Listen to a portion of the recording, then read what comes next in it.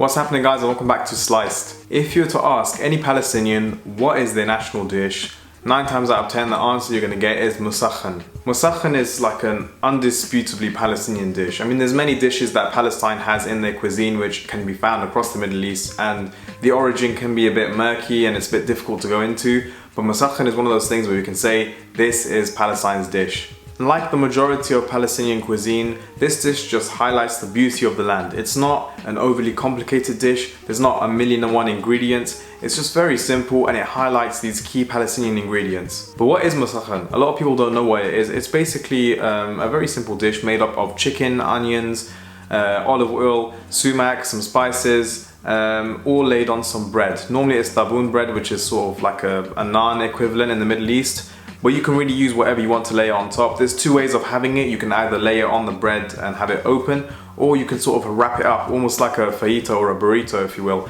And that's also a way of eating it. But when it comes to what the key ingredient in Musakhan is, a lot of people think it's the chicken.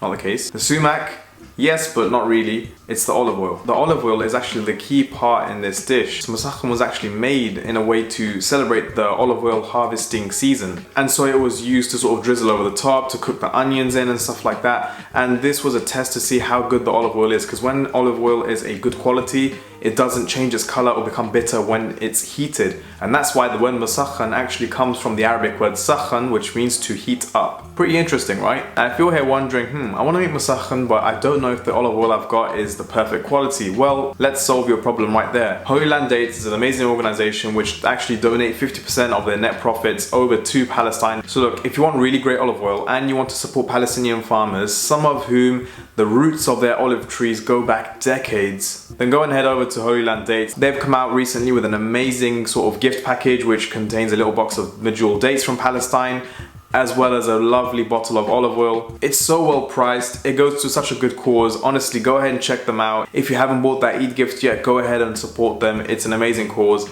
But anyway, let's get right into this recipe. So I'm going to show you how this would work with, say, 6 chicken legs. Chicken legs is the right thing to use because it's going to get roasted. It's a lot more tender and juicy, and it's what you want. With that, we're going to use 3 whole onions. I know it might seem like a lot, but really it's a really onion heavy based dish, and that's what you need. A lot of people might look at the sort of pictures of Musakhan and see that the onions are red, and so you think it's red onions, but it's actually not. Most of the time it's white onions which are used. You can use red onions if you want, but the redness comes from the sumac. This is our next ingredient. The sumac is key here, so I'm not really going to put a measurement here. This is down to your flavor. Sumac is the outer skin of the sumac berry.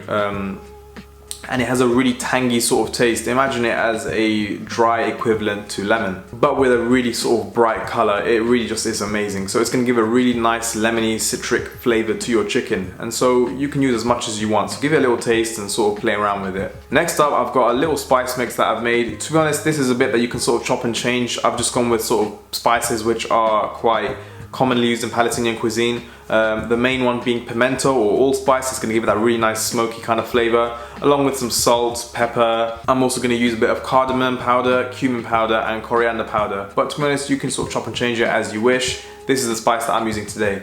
If you want to add some chili to it and stuff like that to spice it up or bring it closer to your cuisine, you can do that as well. But I think if you preserve these flavors as they are, you're going to get the authentic kind of taste. Lastly, we're talking about our bread. Traditionally, they'd use taboon bread, which is sort of like naan bread, sort of that kind of equivalent. I couldn't actually find anything close to that, so I'm using some Lebanese bread. But to be honest, it doesn't really matter, so long as you have some kind of base to be able to put your chicken on. The thicker bread is better, I think, because it allows all the oils and flavor to sort of absorb into it, and that's kind of what you're looking for. But to be honest, no pressure. If you can't find it, like I couldn't find it, just go ahead and use whatever is available at your local grocery or Arab shop. Now, normally it's garnished at the end with pine nuts or almonds, but to be honest, my little brother has a nut allergy. As some of you may know, in my other videos I try and avoid putting nuts into food because of this, and so for the purpose of this I'm just going to replace that with parsley, just garnish it with a little bit of color. But when you're actually making it at home, I would recommend using pine nuts. It will add an amazing flavor. Just toast it lightly in a pan and sprinkle it on top at the end. And of course, we can't forget the main ingredient, which is olive oil. So I'm using, like I said, the Holy Land Dates olive oil. It's beautiful, it's amazing, such an amazing rich flavor. Again, the link for this will be in the description below. And so what we're going to do to start with is reserving about half of our sumac to one side, because we're going to use that to decorate the top. We're going to combine our sumac and all the spices, using about 2/3 of it on our chicken, just massaging it in really nicely. I'm going to use good old handle right here, my pan without a handle. It just broke off one day, I don't know how. I'm going to start it off skin side down in the cold pan. You don't want to heat up your pan because the chicken has a lot of fat in the skin. You don't really want to put too much sort of fat in it. You want to sort of preserve that natural flavor. Then what you're going to do is bring it up to a heat, just let it sizzle. You want to get a nice lovely sort of brown sort of crust on top of it. And what we're going to do is we're going to color it on both sides. Obviously it's not going to be fully cooked. We're going to remove it from the pan just to one side, and in the same pan with all that lovely chicken flavor and the spices I've cooked off, we're going to add in our olive oil now. And as you can see, this olive oil is really good quality, so it's not going to sort of go bitter or anything like that. It will hold up really nicely. And then I have my onions, which I've just halved, peeled and sliced up into really thin sort of slices. To be honest, it doesn't matter if you don't get them perfectly right, it just means you'll have to cook them a bit longer. So the thinner the better really. And what I'm going to do is I'm going to chuck those onions into the olive oil and give it a lovely fry on a sort of medium low heat, just to caramelize them, seasoning them with the rest of that seasoning mix. And once that's done, you're going to spread out the onions over the base of your pan, putting your chicken on top, and then you're going to cover it with a tiny bit more olive oil and then put it in the oven about 180 degrees, 190 degrees, so for about 25 minutes, and that should cook the chicken all the way through. To be honest, I feel like there was meant to be more instructions for this video, but that's literally it. Now it's time to serve it. So I'm going to take my bread, lay it out nice and flat. You can toast it if you want beforehand. I'm going to lay the onions over the base of the bread,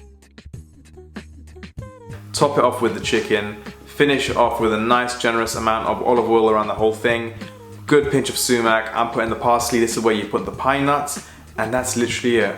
Guys, origin story aside, this is just this might easily be a struggle meals episode. I mean, it really is just so simple. So even if you're studying in university and stuff like that, if you're living out at home, this traditional dish is perfect for anyone. It's so simple to prepare, it's really authentic, and it gets us thinking about the different cultures around the world. One really interesting thing that I find is when you look at different cultures around the world that are going through different sort of struggles, there's different ways to sort of preserve their culture. We spoke last week about how people were getting upset about how the writing of the word Palestine was removed from the map, but one thing which I said last week, which I'll say again, is how like people can remove something from a map. They can remove the letters from a map, but they can never remove that culture from within us if we preserve it.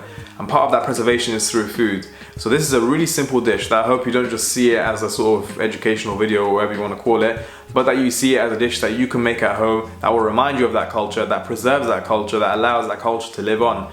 And this is how we can truly come together, by taking the different aspects of support. From a financial side, by supporting companies like Hoyland, like I just mentioned, through the sort of cultural and food side, like I just said, with this dish. And then of course we have the political side, where you sort of want to sign petitions and support government actions in sort of supporting Palestine as well. So I'll leave you with that thought. Thank you very much for watching. I hope you like this. If you make this at home, please send me your pictures on Instagram or Twitter at @slice_it. I'm on Instagram, Twitter, Facebook, TikTok, everything, and I'll see you next time. Bye.